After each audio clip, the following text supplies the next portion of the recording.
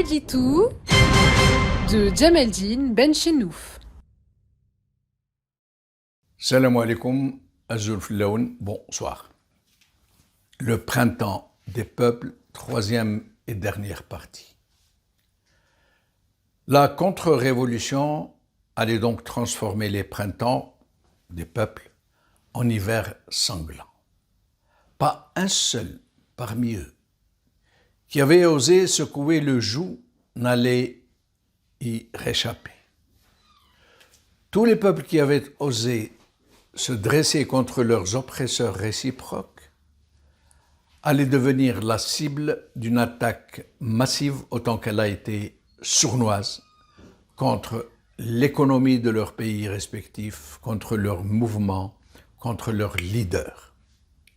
Un certain islamisme politique a été utilisé contre les révolutions pour les dénaturer, les dévoyer, transformer les révolutions sociales et politiques en mouvements intégristes et terroristes. Tous les peuples qui s'étaient dressés contre leurs despotes à la faveur du printemps des peuples allaient passer au laminoir, systématiquement, l'un après l'autre.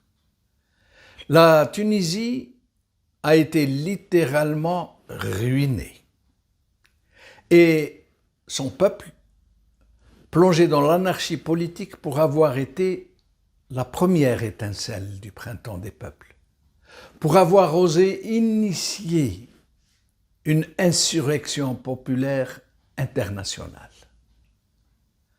Aujourd'hui, nombreux parmi les Tunisiens, y compris parmi ceux et celles qui ont été à l'avant-garde de la révolution du jasmin, ont adopté une curieuse formule de stigmatisation.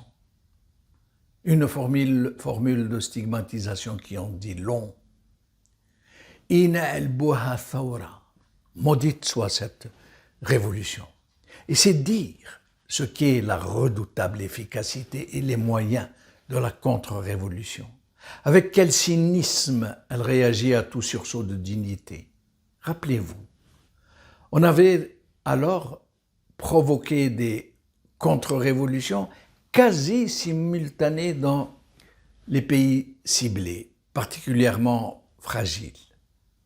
Le terrorisme islamiste, comme d'habitude, allait être, encore une fois, instrumenté, non pas contre cet Occident ô combien vilipendé, mais contre les révolutions populaires qui avaient éclaté dans les pays musulmans.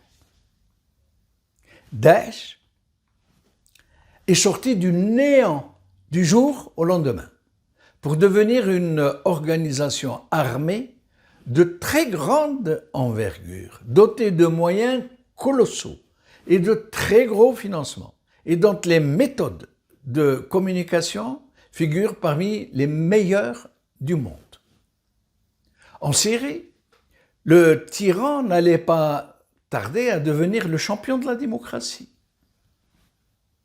parce qu'on lui avait concocté du sur-mesure un terrorisme islamiste particulièrement opportun et qui prenait bien sûr le soin de poster les vidéos des égorgements qu'il pratiquait sur les civils désarmés. Elle se retrouvait dans la minute qui suit sur tous les réseaux sociaux et captée dans le monde entier. Des puissances étrangères antagonistes ont attisé le foyer de la subversion dans ce pays, qui allait se solder en centaines de milliers de victimes, des millions d'exilés et par une destruction quasi systématique du pays. En Égypte, la légitimité du nouveau pouvoir égyptien, aboutissement démocratique du Hirak égyptien, a été démantelée par une violence de très grande intensité, avec la complicité évidente des puissances occidentales qui ont fermé l'œil et le bon sur ce grossier complot. Le président légitime a été renversé, incarcéré, assassiné à petit feu, ainsi que des dizaines de milliers de ses partisans et plusieurs membres de sa famille. Une sanglante répression s'est abattue sur le peuple égyptien, mais aussi une très massive campagne de désinformation, d'intoxication, pour diaboliser les résistants, les mettre dans le très commode sac des terroristes islamistes et les couper de leur peuple.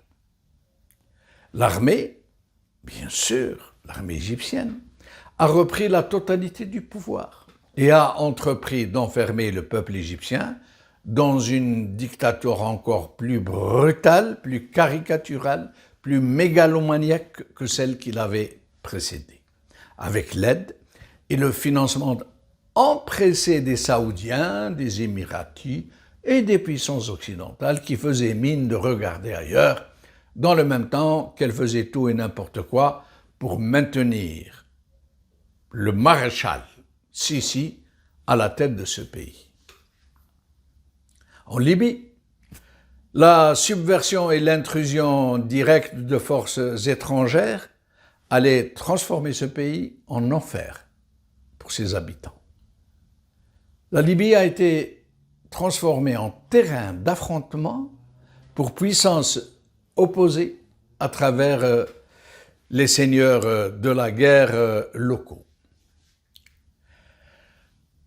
Al Jazeera, ce média qui avait été le principal relais de l'information sur ces événements, sur ces printemps des peuples. Ce média qui a été un puissant catalyseur de l'insurrection, a été la cible d'une pseudo-élite où le printemps des peuples avait fleuri. Ce média allait être stigmatisé avec une rare violence, transformé pour les besoins de la contre-révolution en outil de l'anarchie et de l'intégrisme islamiste. Un objectif qui n'avait d'autre but que de semer l'anarchie et la violence dans les pays arabes. Très curieusement, et alors qu'Al Jazeera avait réussi le prodige de briser l'omerta médiatique dans ces pays où règne un despotisme d'un autre âge, ce média allait être livré à tous les lynchages, dans le silence abyssal des autres médias dits libres, et qui se sont tous mis en veilleuse lorsque la contre-révolution a entrepris la reconquête des peuples opprimés, qui ont tous, l'un après l'autre, été réenchaînés et livrés pieds et poings liés à leur nouveau maître. L'histoire reste à dire sur ce printemps des peuples qui a été empêché de donner les fruits promis, les fruits attendus, avec la complicité très active des élites de ces mêmes pays. قبل خير.